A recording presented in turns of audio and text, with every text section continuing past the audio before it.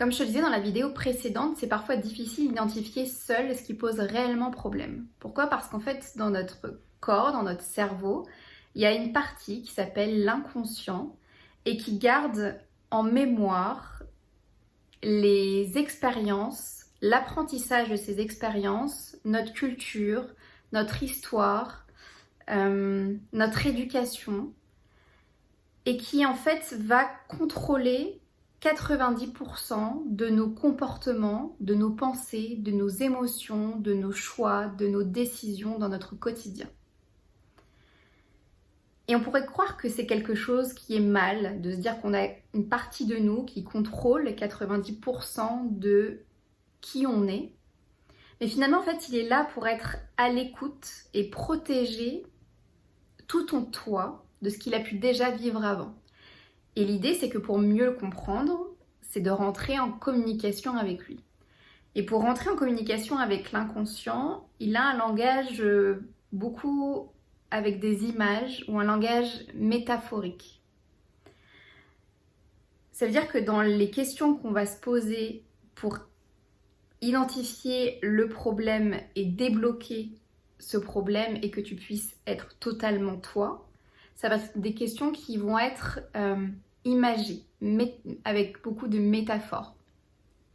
Pour se poser ces bonnes questions-là et identifier le niveau qui pose problème, je te présente ici l'outil qui s'appelle la pyramide de Diels. La pyramide de Diels, elle a au départ 6 niveaux et moi je l'ai réajustée et rajouté 2 niveaux qui me paraissaient pour moi importants à figurer dans cette pyramide. Dans cette vidéo, je vais t'expliquer en globalité comment elle fonctionne et dans les prochaines vidéos, on va voir en fait en détail donc quelles sont les bonnes questions à se poser sur ce niveau et comment débloquer, transformer le niveau pour que tu puisses avancer et être totalement toi. Si tu regardes cet outil, plus on monte, plus c'est caché, mémorisé, inscrit dans ton inconscient. C'est-à-dire que plus on monte, plus on va devoir utiliser ensemble des questions qui vont être liées à des images, aux métaphores. La plupart du temps, quand tu vas avoir un problème, la difficulté ne va pas être dans tous les niveaux. C'est-à-dire que si tu as un problème, ça va pas, le problème ne va pas être inscrit au niveau de l'environnement, du comportement je ne sais pas, par exemple au niveau de l'identité, mais il va être inscrit à un seul et même niveau. L'idée, c'est de pouvoir identifier ce niveau et de débloquer grâce au niveau d'au-dessus. Pour ça, je vais te donner peut-être un exemple concret. Si par exemple, on se dit, moi, mon problème, c'est que ma salle de bain est sale. Ça veut dire que mon environnement n'est pas OK pour moi. Donc ça, c'est, j'identifie le niveau du problème et pour débloquer ce problème, je prends toujours le niveau d'au-dessus. Ça veut dire que pour débloquer, transformer ce problème, j'ai besoin de changer mon comportement. Dans cet exemple, je vais ranger, nettoyer ma salle de bain pour qu'elle devienne propre. Allons-y pour la présentation du squelette de cette pyramide. L'environnement, c'est l'endroit, le milieu où tu évolues. Ça peut être la maison, ça peut être ta famille, ça peut être tes amis, la déco, ton travail, ta ville, ton pays. En tout cas, tout ce qui est lié à ton contexte de vie et qui est finalement extérieur à toi. Ça veut dire que changer de comportement, donc au niveau 2, va permettre d'améliorer ou de changer ta perception de ton environnement. Le niveau 2, qui est donc le comportement, c'est tout l'endroit où il y a les faits, les gestes, les paroles, les attitudes, les habitudes que tu prends, les actions, les réactions.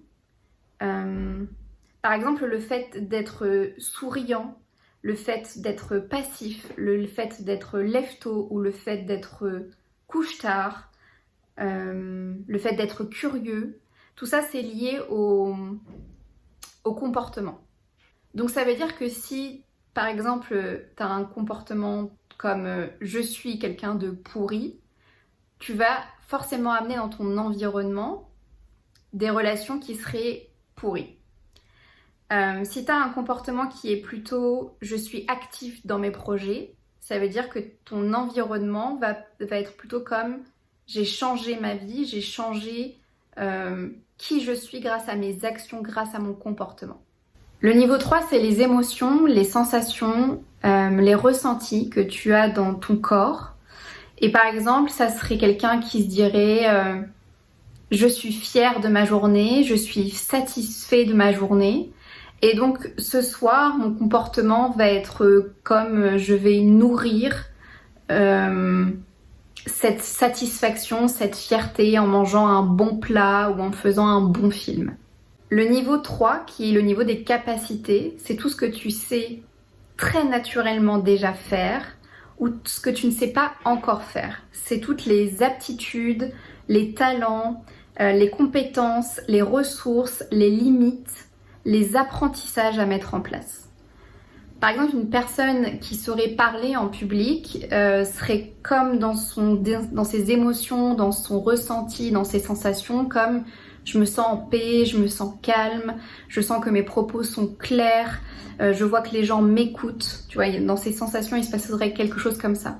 Si par contre la personne sent qu'elle ne sait pas bien parler en public, il y a comme je sens du stress, je me sens anxieuse à l'idée de faire cette conférence, à l'idée d'animer en public cet atelier ou cette présentation. Et donc on entend bien dans mon explication que finalement c'est parce que la personne croit ou non qu'elle sait parler en public qu'elle va avoir du coup une incidence sur le reste de la pyramide. Donc on va aller au niveau 4, le niveau 4 qui est le niveau des croyances. C'est un niveau où beaucoup de choses se jouent parce que c'est un niveau où la croyance en fait c'est une idée de ce qu'on perçoit comme vrai pour nous. Et donc c'est pas évident à remettre en cause. C'est pas évident quand on entend qu'en fait ce niveau-là est à débloquer, à remettre en question. C'est un endroit où il y a nos opinions sur nous, sur la vie, sur ce qu'on pense qui est vrai et ce qui est faux. Et parfois ce niveau peut nous aider. Par exemple, si je pense que j'ai un don pour dessiner, toutes mes capacités, toutes mes émotions, tout mon comportement et mon environnement vont s'aligner avec ça et donc c'est aidant pour moi. Mais si par exemple je crois que c'est compliqué de changer, et bah toutes mes capacités, toutes mes émotions, tout mon comportement et tout mon environnement ira dans ce sens.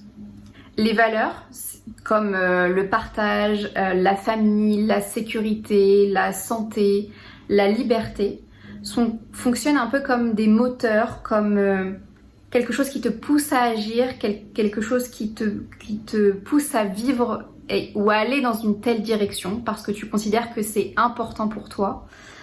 Et donc l'idée c'est de pouvoir répondre aux besoins qui sont liés à cette valeur-là. Et c'est comme aussi un peu le bien et le mal pour toi. Ce qui est important ou ce qui ne l'est pas, ce qui est insignifiant pour toi. Ce que tu t'autorises à faire ou ce que tu t'interdis à faire. Et donc parfois ça peut être aidant. Genre je pense que ma valeur principale est la famille.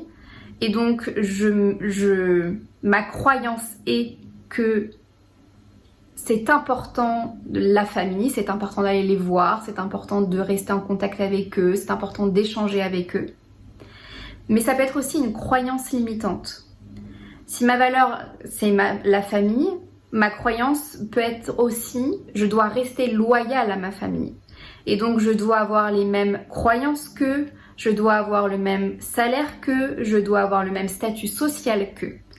Et c'est là en fait où ça peut te désaligner de ce que toi tu veux vraiment ou de ce que toi tu crois vraiment ou de ce qui est vraiment important pour toi. Le niveau suivant c'est l'identité. C'est tout ce qui commence par je suis. Je suis déterminée, je suis calme, je suis dépressif, je suis créatif, je suis enseignant, je suis gay, je suis sagittaire. C'est l'image en fait qu'on a de nous.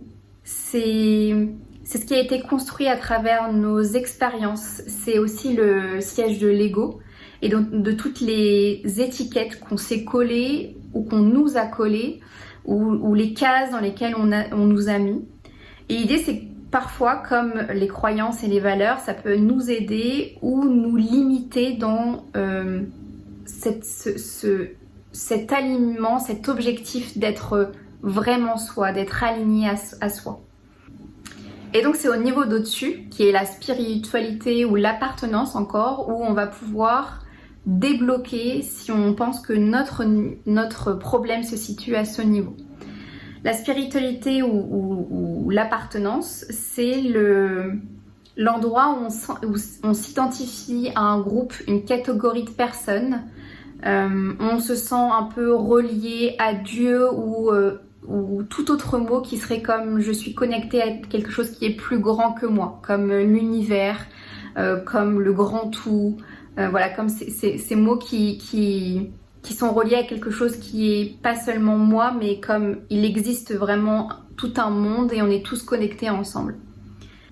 C'est le niveau des questions existentielles. Pourquoi je suis ici, à quoi je sers, quelle est ma place, quelle est ma mission de vie, etc. Et maintenant que je t'ai présenté le squelette et dans sa globalité cette pyramide de Diels, on va voir ensemble comment tu peux t'assurer avec des bonnes questions que ton problème se situe bien à un niveau particulier et comment avec une autre question tu peux permettre de la débloquer au niveau d'au-dessus.